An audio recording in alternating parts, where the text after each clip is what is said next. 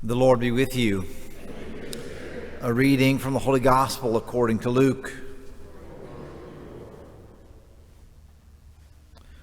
While some people were speaking about how the temple was adorned with costly stones and votive offerings, Jesus said, "All that you see here, the days will come when there will not be left a stone upon another stone that will not be thrown down." Then they asked him, "Teacher, when will this happen? And what sign will there be when all these things are about to happen?"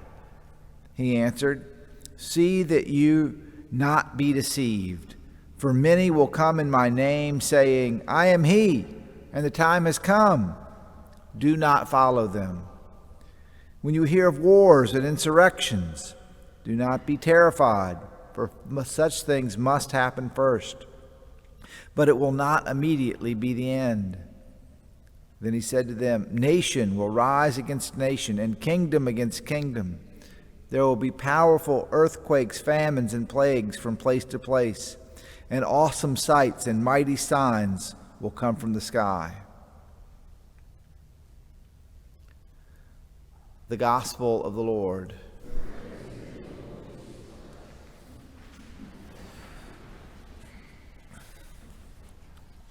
I mentioned recently, nations come and nations go.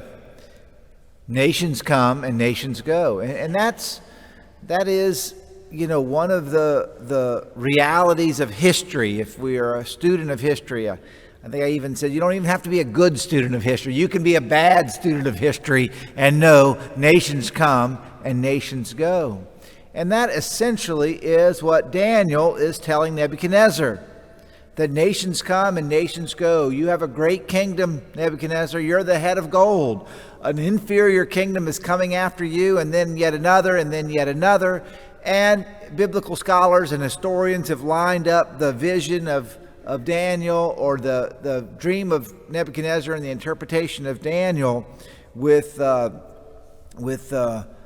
Assyrian Empire and the Persian Empire and the Greek Empire and finally the Roman Empire.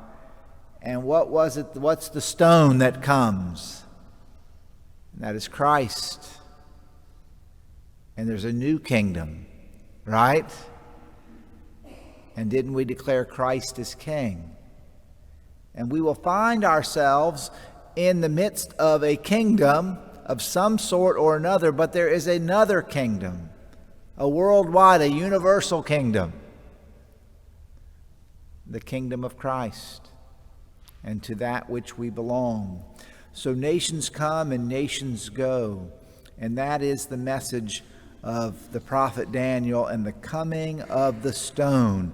And there's an interesting line about the stone that breaks that last kingdom, and how was it described? Not hewn, not touched by a human hand.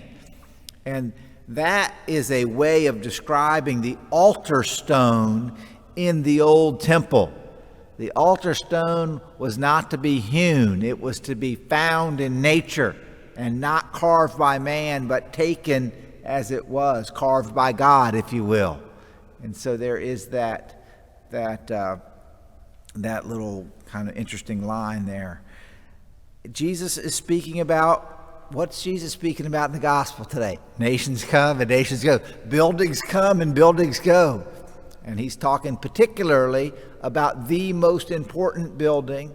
And it is difficult for us to conceive how important this building was to the Jewish people, the temple. The temple was unlike any other building. It was more important to them than St. Peter's and the White House are together to us. It was of such immense significance and stature and beauty and prominence. And Jesus says it's going away. And you can just imagine, that being a bit distressing. It's all going away. But my brothers and sisters, it's all going away. It is. It's all going away. And so we have to belong to the eternal kingdom, right? And that's what our Lord's point is.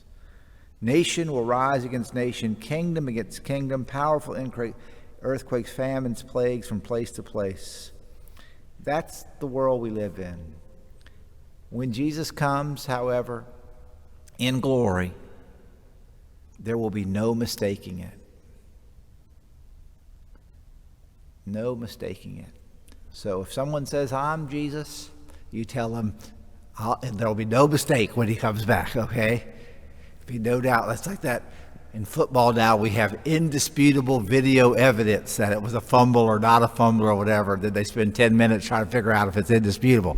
But nonetheless, when Jesus comes again in glory, what? It's going to be indisputable. And so we know, my brothers and sisters, nations come and nations go, but we belong to Christ the King. And Miguel Pro knew that well. And I wear the martyr's vestments for him today. Nations come and nations go, but his King, Viva Cristo Rey, lives forever.